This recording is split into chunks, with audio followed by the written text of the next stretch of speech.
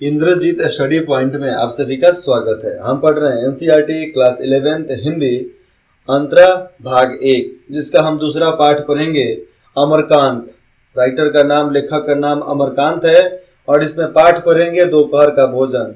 तो चलिए सबसे पहले अमरकांत जी का कुछ यहाँ पर उनका इंट्रोडक्शन, परिचय यहाँ पर कर लेते हैं। तो अमरकांत का जन्म उत्तर प्रदेश के बलिया जिले के नगरा गांव में हुआ था। कहाँ पे? अमरकांत का जन्म उत्तर प्रदेश के बलिया जिले के नगरा गांव में हुआ था और उनका मूल नाम श्री राम वर्मा है। क्या नाम है? श्री राम वर्मा। उनकी आरंभिक शिक्षा बलिया में हुई। तत्पश्चात उन्होंने इलाहाबाद विश्वविद्यालय से बीए की डिग्री प्राप्त की। साहित्य सृजन में उनकी बचपन से ही रुचि थी। किशोरा अवस्था तक आते आते उन्होंने कहानी लेखन प्रारंभ कर दिया था। अमरकांत ने अपने साहित्य जीवन की शुरुआत पत्रकारिता से की थी। पत्रकारिता मतलब अखबार में वो लिख कर देते थे और सबसे पहले उन्होंने आगरा से प्रकाशित होने वाली दैनिक पत्र सैनिक के संपादकीय विभाग में, कहाँ पे?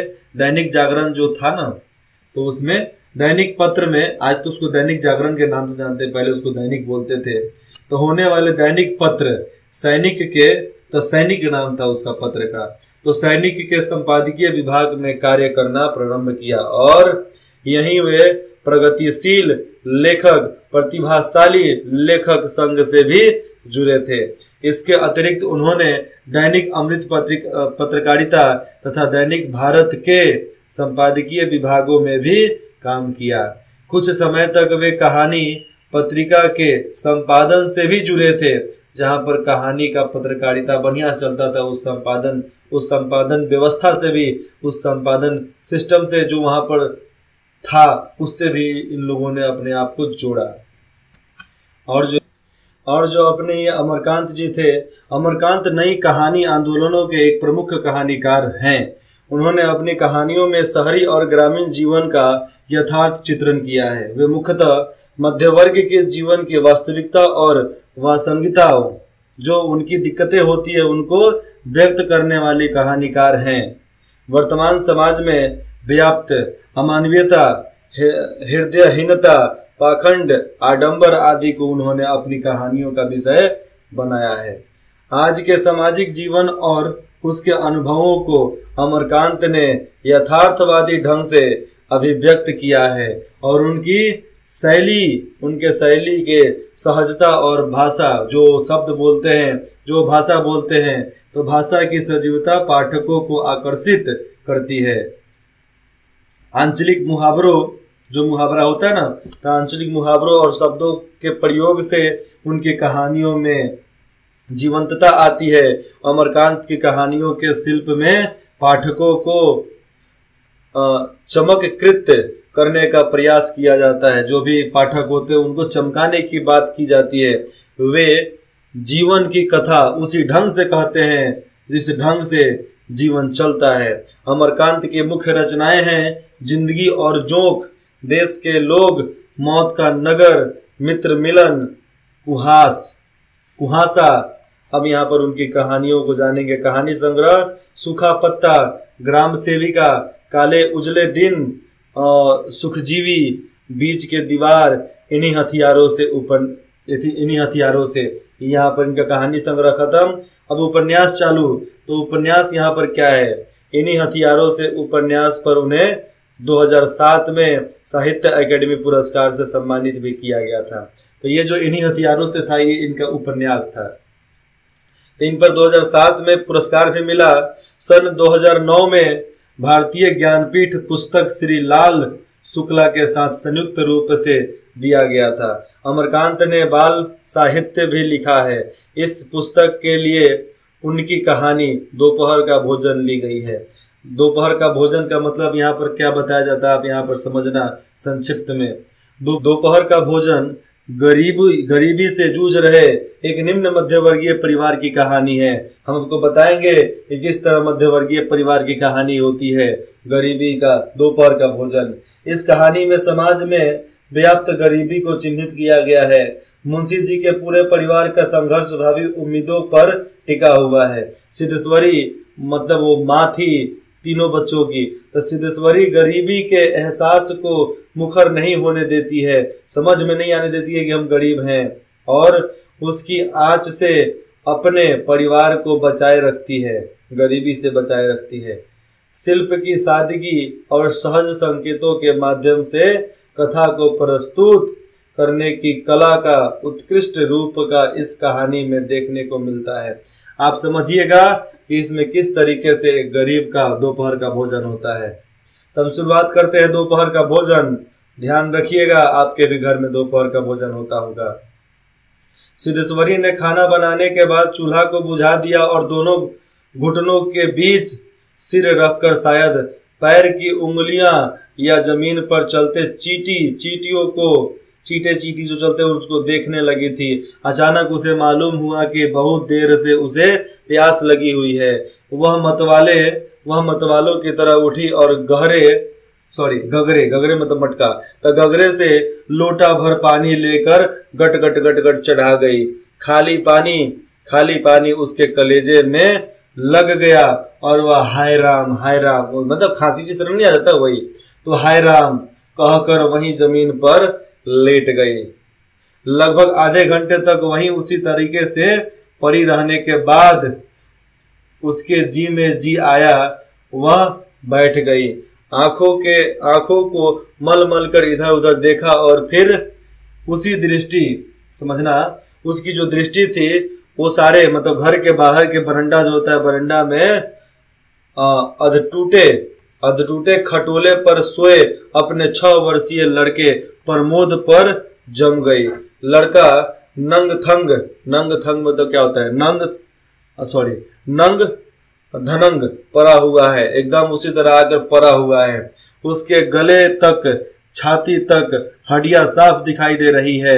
उसके हाथ पैर बासी ककड़ियों की तरह सूखे, जिस तरह ककड़ी नहीं सूख जाती है तो ककड़ियों की तरह सूखे तथा बेजान पड़े थे।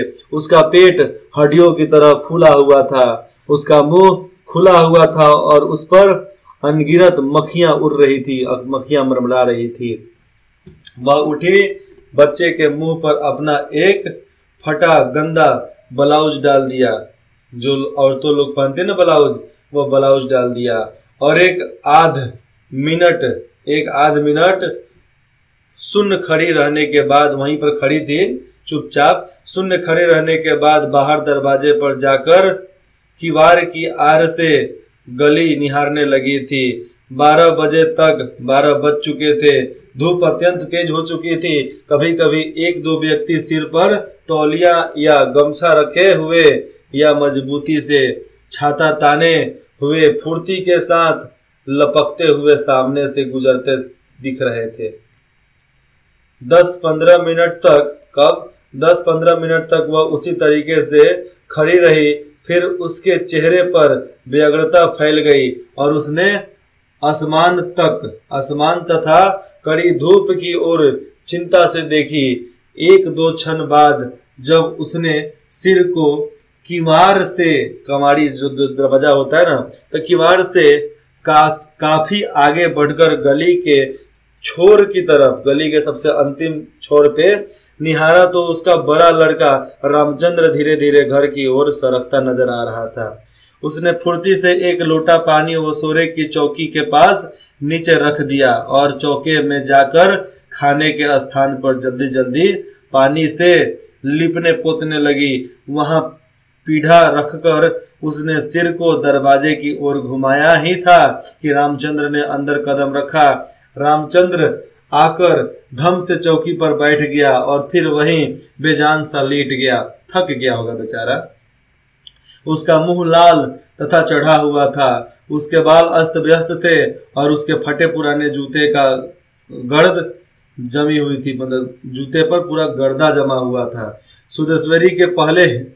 सिद्धेश्वरी उसकी माँ थी, तो सिद्धेश्वरी की पहले हिम्मत नहीं हुई थी कि उसके पास जाए और वह वहीं से भयभीत पहले की माएँ उतना डरती थी बच्चों से, अपने गरीब परिवार में तो डरती ही थी, कहीं कुछ बोल दे तो भयभीत हिरनी की भांति सिर उचका उचका घुमा घुमा कर बेटे को व्यग्रता से निहारती रही। किंतु लगभग 10 मिनट बीतने के पश्चात भी जब रामचंद्र नहीं उठा तो वह घबरा गई। पास जाकर पुकारा, बरकू बरकू। पहले के लोग, ये उत्तर बिहार की कहानी है, उत्तर बिहार प्रदेश की कहानी है। तो पहले जब ये कहानी लिखा गया होगा आज़ादी के समय में, तो उस समय तो आशा है कि ये उत्तर प्रदेश बिहार का बॉर्डर नहीं बटा हुआ था। तो बलिया में भोजपुरी बोला जाता है, तो बरकू बरकू। लेकिन उसके कुछ उत्तर न देने पर डर गई और लड़के की नाक के पास हाथ रख दिया। सांस ठीक से चल रही थी, मतलब डर हो गया था कि लड़का मर नहीं न गया। तो फिर सिर पर हाथ रख कर देखा, बुखार नहीं था। हाथ के स्पर्श से रामचंद्र ने आंखें खोली। पहले उसने माँ की ओर सुस्त नजरों से देखा, फिर झट से उठ बैठा, जूते निकालने लगा और नीचे रखे लोटे के जल से हाथ पैर धोने के बाद वह यंत्र क्या मशीनों की तरह चौकी पर जाकर बैठ गया। सिद्धेश्वरी ने डरते डरते पूछा, खाना तैयार है, यहीं खाऊं, यहीं लाऊं क्या, मतलब यहीं पर खाना लाऊं? रामचंद्र ने उठते हुए प्रश्न किया, बाबूजी आकर खा चुके हैं? सिद्धेश्वरी ने चौके की ओर भागते हुए उत्तर दिया, आते ही होंगे। रामचंद्र पीढ़े पर बैठ गया। उसकी उम्र लगभग 21 वर्ष थी। अच्छा, बड़ा लड़का 21 वर्ष का था।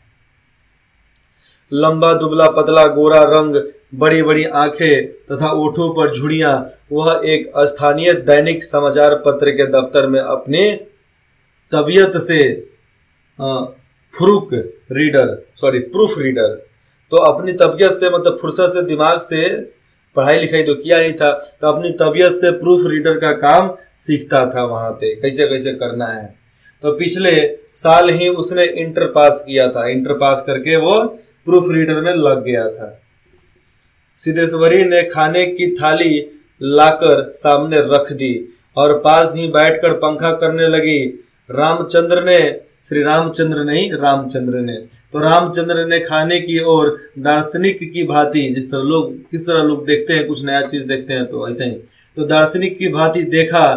कुल दो रोटियां भर कटोरा पनियाई दाल और चने की तली तरकारी उसमें रखा हुआ था। रामचंद्र ने रोटी के प्रथम टुकड़े को निगलते हुए पूछा, मोहन कहाँ है? बड़ी कड़ी धूप हो रही है, मोहन है किधर? मोहन सिद्धेश्वरी का मझला लड़का था, ठीक है। उसकी उम्र 18 वर्ष थी और वह उस साल हाई स्कूल का प्राइवेट इम्तिहान देने की तैयारी कर रहा था। सरकारी में नहीं, प्राइवेट में पढ़ाया जा रहा था उसको। वह न मालूम कब से घर से गायब था, मतलब वो बोले ना मालूम कब से वो घर से गायब था और सिद्धेश्वरी को स्वयं पता नहीं था कि वह कहाँ गया है। किंतु सच बोलने की उसकी तबीयत, मतलब सच बोलने की हिम्मत नहीं हुई और उसने झूठ मूठ कहा, किसी लड़के के यहाँ पढ़ने गया है, आ ही रहा होगा। दिमाग उसका बड़ा तेज है और उसकी तबीयत 24 घंटे, मतलब पूरा होशियारी से 24 घंटे पढ़ने में ही लगी रहती है। हमेशा उसी की बात करता रहता है,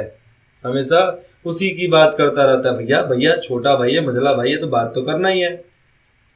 रामचंद्र कुछ नहीं कहा। एक टुकड़ा मुंह में रखकर भरा गिलास पानी पी गया, फिर खाने में लग गया। वह काफी छोटे छोटे टुकड़े तोड़कर उन्हें धीरे धीरे चबा रहा था। सिद्धेश्वरी भय तथा आतंक से अपने बेटे को एकटक निहार रही थी। भय था, डर भी था, बेटे को निहार रही थी। कुछ क्षण बीतने के बाद डरते डरते उसने पूछा, वहां कुछ हुआ है क्या जहां पर तुम गए थे?